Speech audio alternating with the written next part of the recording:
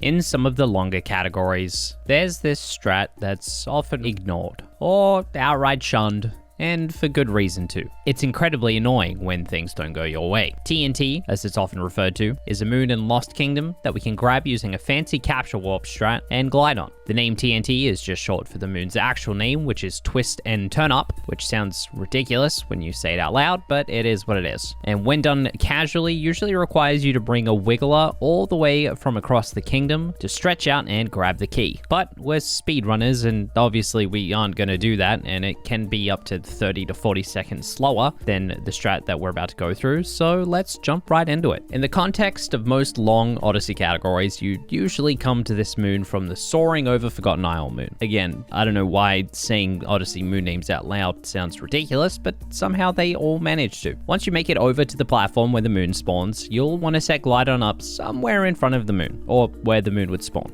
Where exactly you set glydon is going to completely depend on the runner and your habits on when you shake and which method of TNT you choose to go for. We'll get a bit into that a little bit here. Unfortunately, there is no one-size-fits-all spot here, and it all kind of comes down to personal preference, but I personally set glydon just in front of where the moon spawns. Never all too specifically, I kind of just land and then uncapture him straight away, and then I head over to the edge of the platform as Mario, towards the key, then I long jump towards the wall. As you get closer to it, you throw out Cappy behind you, back towards glydon, not too far to the left or too far to the right, as if you do that, when you try to shake to home in, Cappy will obviously not go to glydon, very typically of Cappy. Then turn Mario back around in midair, and as you fall under the little lip, dive towards the key and shake. Some choose to wall slide to set up for the dive and find that that helps them. Personally, I find it causes too many dive inputs to be dropped for me to use it, but it may help you if you're struggling, and I feel like a lot more runners do the wall slide method than not, so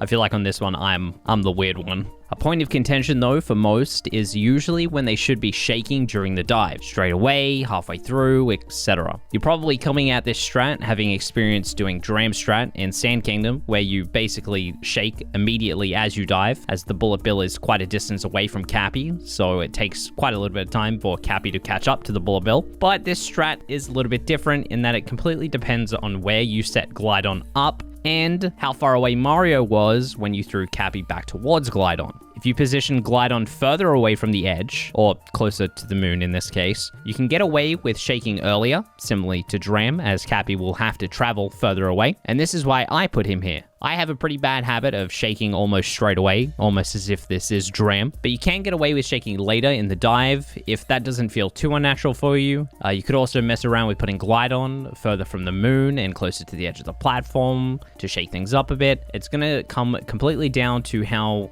you form those habits of shaking that controller and whatnot. There's really, unfortunately, nothing that I can do to shape this. It's going to have to be a little bit of practice on your end. All I can do is run you through the fundamentals. But assuming all of these things have come together, you put glydon in a good spot, you put glydon in a good spot, you threw Cappy behind you at a good time, you dove, and then shook correctly, you should now be grabbing the key, you should be capturing glydon at basically the same time, allowing you to just instantly warp back, enabling you to just walk into the now spawned moon. As mentioned before, in all moons, this strat saves somewhere to like 30 to 40 seconds. Blame Biarco if that's wrong. In Darker, it's significantly less. I've heard numbers range from 7 to 11 seconds, so really not a whole lot. And for that category, it's definitely probably not even worth it for most. And that's more or less the lesson when it comes to TNT. Unless you're basically forced to do it, there really isn't a whole lot of reason to put it in runs. It is a really cool strat though, and when you get it first try, it definitely looks incredibly speedy. Just don't let anyone catch you missing it. Thank you guys so much for watching. A couple of you guys asked me for this video, so I hope it reaches you well. If you haven't already, do consider checking out the Twitch channel, of course. We've been vibing over there recently. Not that long ago, I just did a 21-hour stream for my birthday. Lots of wild, wacky stuff happening, and you should be there for it. Or if live streams aren't quite your thing, do of course consider hitting that subscribe button.